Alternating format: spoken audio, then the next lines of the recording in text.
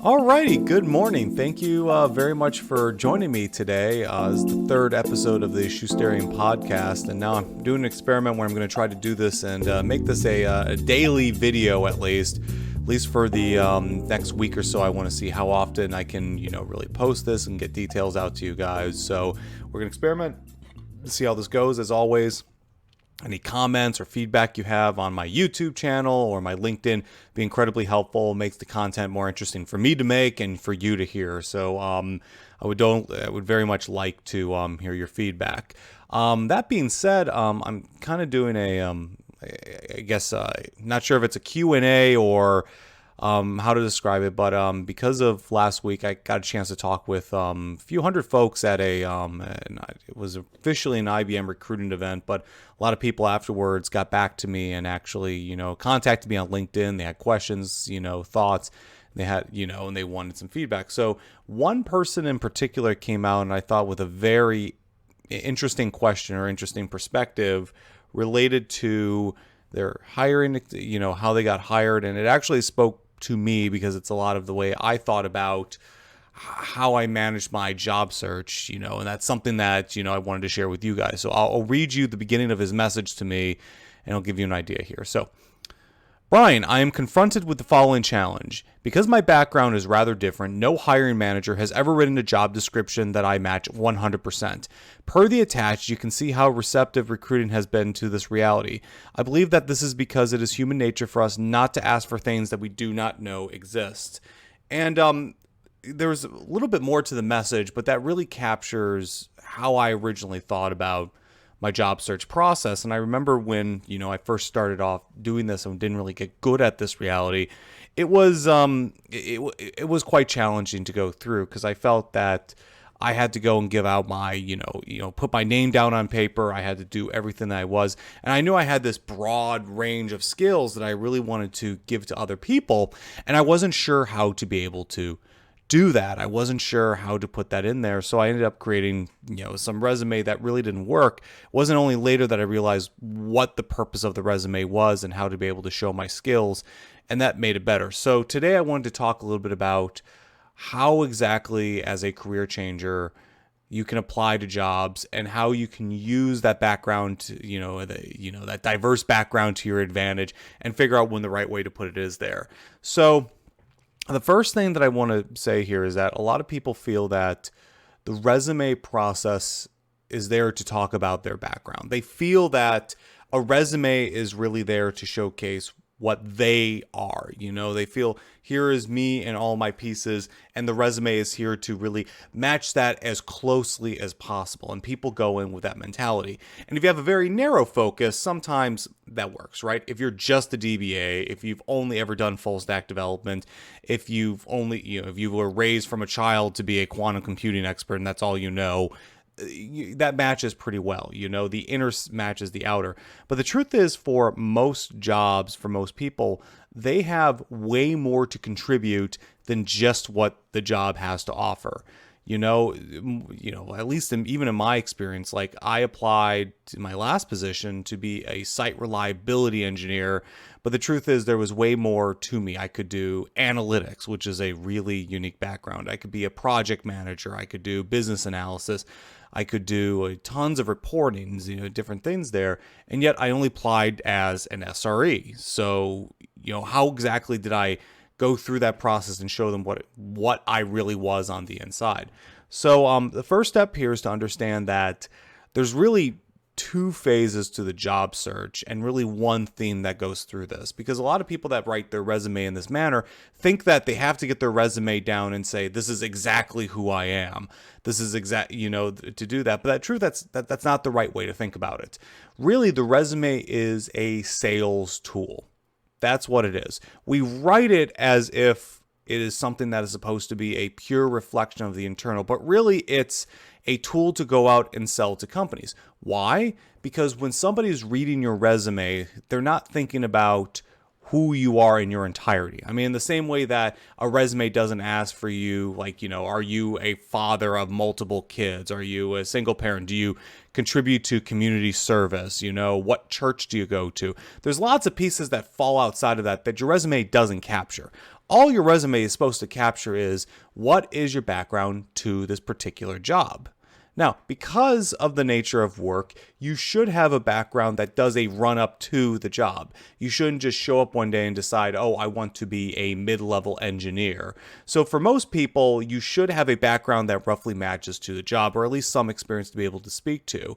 But when you have a diverse background or a long career where you've done many, many multiple things, sometimes that's really not possible. So the better way to think about the resume, especially at the initial setup, is to think of it as a sales tool and a marketing tool where you're slicing out just a part of yourself, just the piece that's going to help give you the job, to do that. And then you pepper in pieces of your diverse background to show that you're more than just the role, but you can do the role itself. So let's think about this process from the interviewer's point of view. You have two phases of your job search. You have one that's actually getting the interview. So all the things you do, from applying to jobs, networking, whatever, all the way to getting that first manager interview, not the recruiter interview. That's still part of the first phase, and I'll explain why in a second. And then everything past that, which is talking to a manager, talking to an interviewee, whoever, and to actually land in the job. So let's talk about this first phase. This first phase is often very, very high volume for any role. The proportion of people who end up getting interviews can often be, 1 to 10, maybe even 1 to 100, depending on the role. So you're talking about an area that, one, it's highly, there's a huge volume of people coming through. Two, you're often dealing with people who do not understand the role. So that can be in the form of a recruiter who needs to go through these things, an intern looking at these things, somebody else on the team whose job it is to scan people to go through, that people who are not the final experts and certainly not the final decision maker on who actually gets the role. This is the first phase of the problem, the group.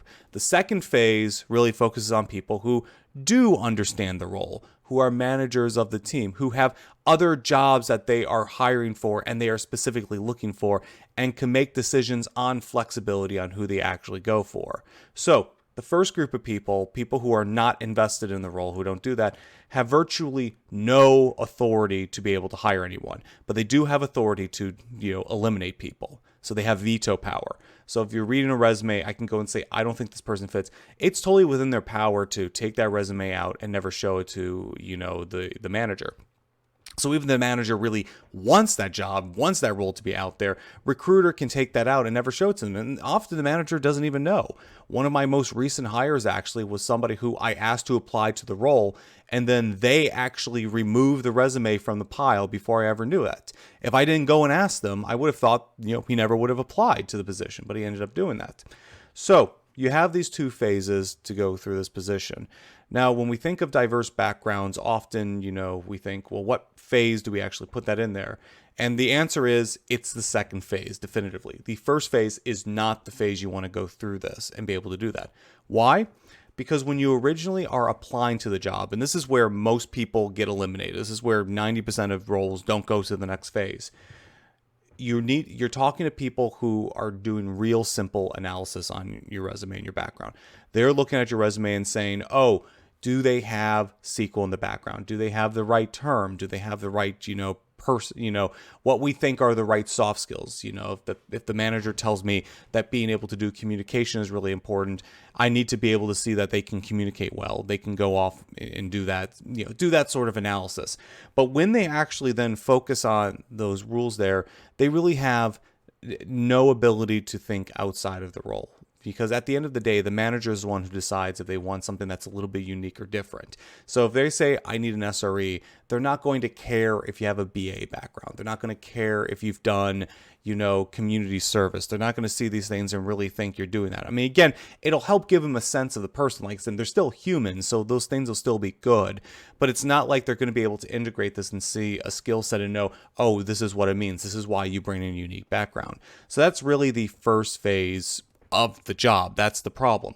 So when you write a resume that tries to incorporate your whole inner world, everything that makes you up, and then put that out there, you're talking to a group of people who doesn't have the ability to distinguish that. They can't tell that, oh, a BA and an SRE or a BA and a full stack developer or whatever is a really good position. Instead, you just look like a weak candidate for the role.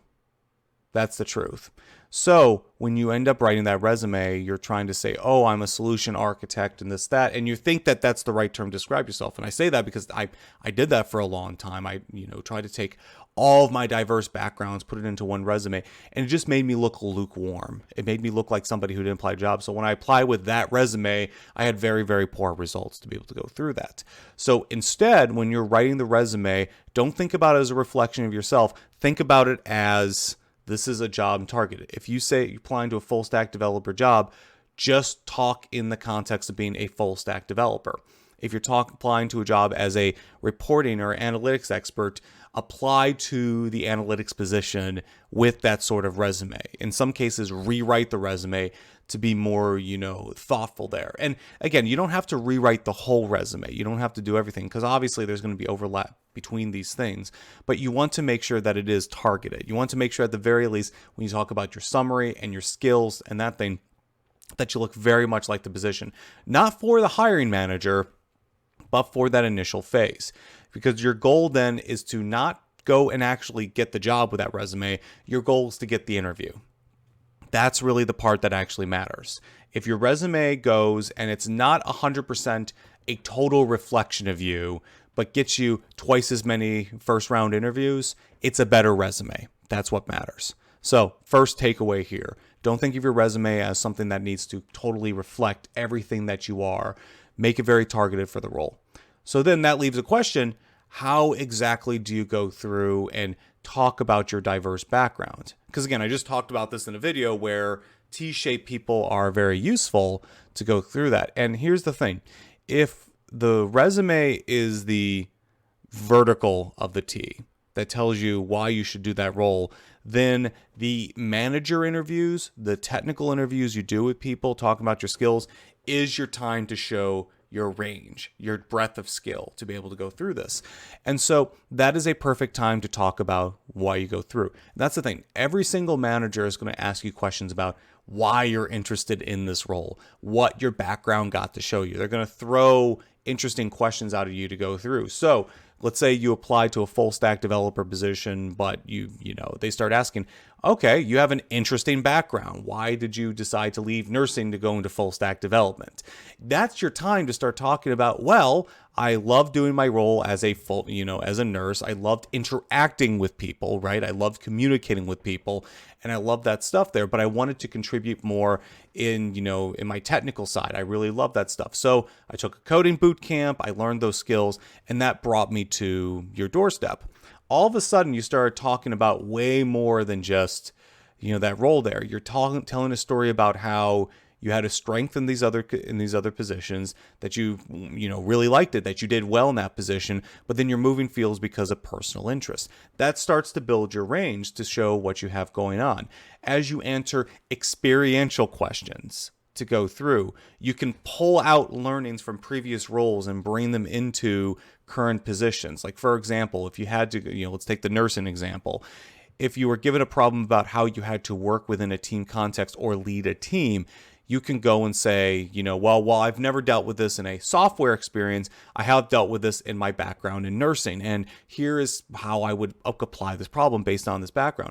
Once again, you're taking learnings from your past role and applying it to your future role and showing how your diverse background gives you advantage here, and a unique advantage too. No one's, not many people are going to be applying with that, that background. What you're doing is you're trying to put in position, here's how I'm going to apply to the role, here's how I'm going to do well, and you're showing the manager why your diversity and your background actually really ends up helping you. So if the first part of your job search is there to really talk to you about your resume and really talking about how deep you are and getting through that, the second part of it, you should start talking about how your experiential knowledge will really benefit you. Now, don't get me wrong. You still have to nail the interview. If you're given a technical role, you have to show you're competent enough in that role to basically do the position. You have to be good enough. But once you show you are good enough, once you get past those first few interviews and show, yeah, you have the technical chops, or you have enough of the chops that you can show you can learn enough to get the job within a few months. For me, I use for a mid-level engineer, I give them about 3 months that they need to be up to speed. After 3 months, if they don't do that, that's considered below average, basically, for us. So 3 months is enough time. But assuming that they hit that standard, then all of a sudden the manager's thinking, well, why else could I hire this person? Because again, they're the ones that can say yes. The recruiters can't say yes, but the manager can say yes. And all of a sudden, that experiential knowledge that you brought in, those hypothetical scenarios where you're like, oh, there's a nurse on a team, there's a nurse, who has this position, might be something useful. You might go and say, hey, actually, having a former nurse on the team might actually be quite interesting. They start to imagine, how you might deal within this team. And so that's how you can implant your background to make the position there. So, finishing up here, in summary, when you go out and apply to these jobs, you have to imagine the 2 phases of the job search process from a recruiter standpoint. Before you get the manager interview and after the manager interview. Before the manager interview, you need to write a resume that makes you look like a super specialist as much as possible. Don't shy away from your background. You can talk about what you're going through there, but it should be always in the confines of, this is how it helps me in my current position here and what I do there. So really, project work at the top, recent experience that helps there, and then diverse background stuff afterwards, after that relevant experience to go through. The second phase of the project, you want to use those open-ended experiential, knowledge questions to really talk about how your diverse background makes you a stronger candidate and go through. You can prepare these questions in advance, you can go through and do it off the cuff, but that is the time where you put the idea in the manager's head that you should be considering a diverse candidate because they can bring so much more to your organization and really make them look at you and say, yeah, let's take a chance on you. So anyway, folks, thank you very much. I appreciate your time here. Please, subscribe to the channel. Leave a comment if you can to talk about this. Again, I am super experimental with this format. Again, I'm experimenting with daily vlogs, so I'm not sure exactly how this is turning out. I do hope this is useful and valuable. So yeah, thank you very much, and I look forward to seeing you tomorrow.